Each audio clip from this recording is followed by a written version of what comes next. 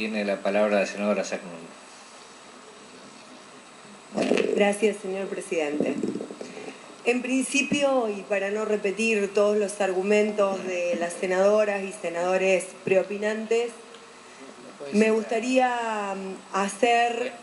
un raconto de la situación histórica en la cual se dictó este decreto 83/2015,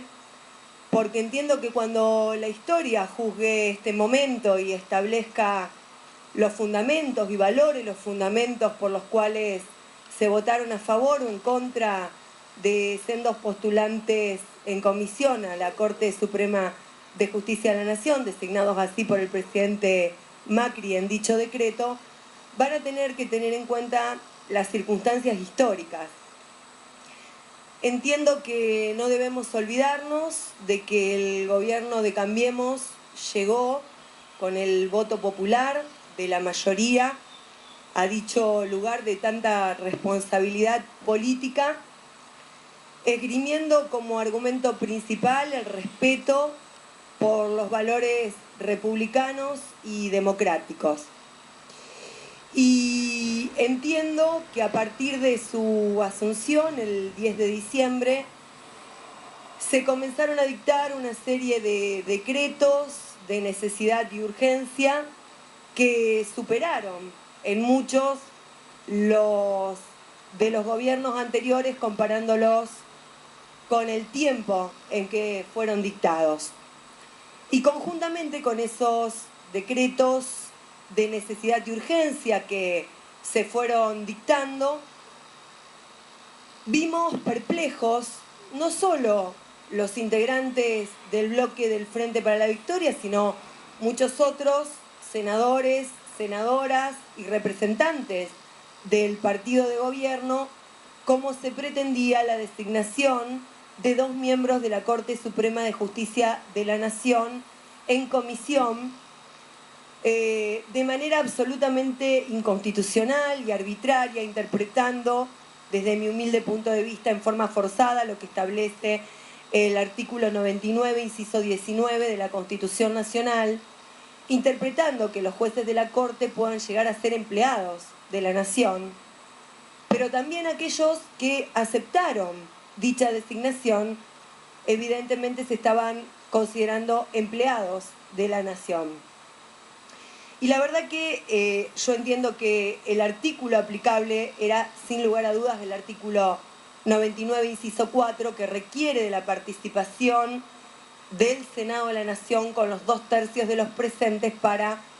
prestar el acuerdo y la conformidad para que se pueda integrar la Corte Suprema de Justicia de la Nación. En este sentido, estos 2/3 de los presentes, dice Vidal Campos, constituyen una cláusula en realidad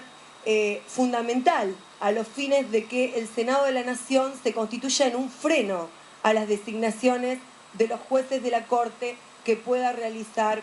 el Poder Ejecutivo Nacional.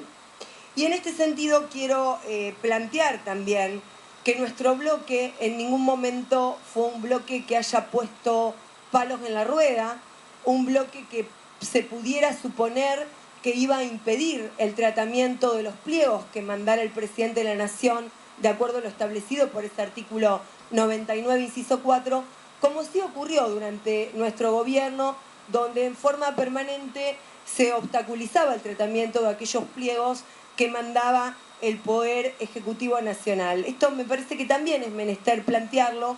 porque en aras de lo que planteaban antes senadoras preopinantes, creo que la senadora Fernández Sagasti así lo planteó, de lo que van a decir los titulares o los medios de prensa mañana, yo creo que también hay que hacer historia respecto de cómo eran tratados los pliegos que mandaba el Poder Ejecutivo Nacional a este Senado de la Nación y cómo se obstaculizaba oportunamente su tratamiento.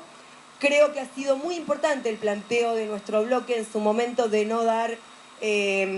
curso a cualquier tipo de designación en comisión y que es importante revalorizar la importancia que ha tenido ese decreto 222 que habla de la especialidad, de la representación regional y que habla también de la paridad de género.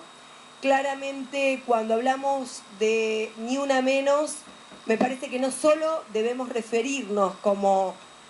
sociedad, como comunidad pluralista, a Ni Una Menos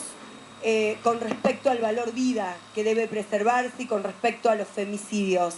sino que también debemos hablar del Ni Una Menos, señor presidente, respecto de los lugares importantes, de los cargos, de los lugares decisorios de poder que debemos ocupar las mujeres. Entiendo que la Corte Suprema de Justicia de la Nación no constituye un mero tribunal. La Corte Suprema de Justicia de la Nación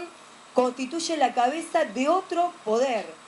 Estamos en una república donde justamente se ha dividido el poder para que al poder no se lo arrogue solamente uno de los poderes del Estado, sino para que salvaguardemos las libertades individuales, los derechos colectivos, los derechos del pueblo, de la nación argentina, a través de una Corte Suprema de Justicia como cabeza de este Poder Judicial, de un Poder Judicial que pueda preservar esos valores. Quiero plantear también que entiendo que es necesario tener en cuenta lo que establece la Corte Interamericana de Derechos Humanos, además de lo que establece el fallo Aparicio, el fallo Rizzo,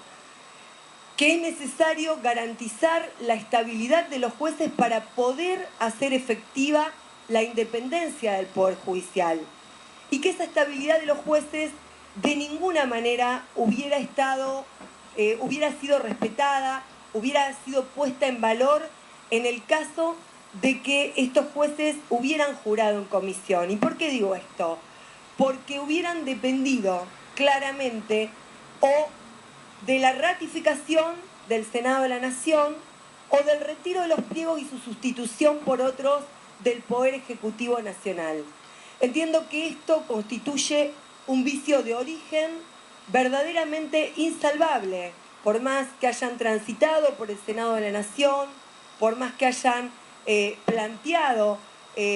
hayan planteado en las audiencias las impugnaciones y hayan contestado aquellas preguntas a las que fueron sometidos. Quiero decir también que pregunté a ambos jueces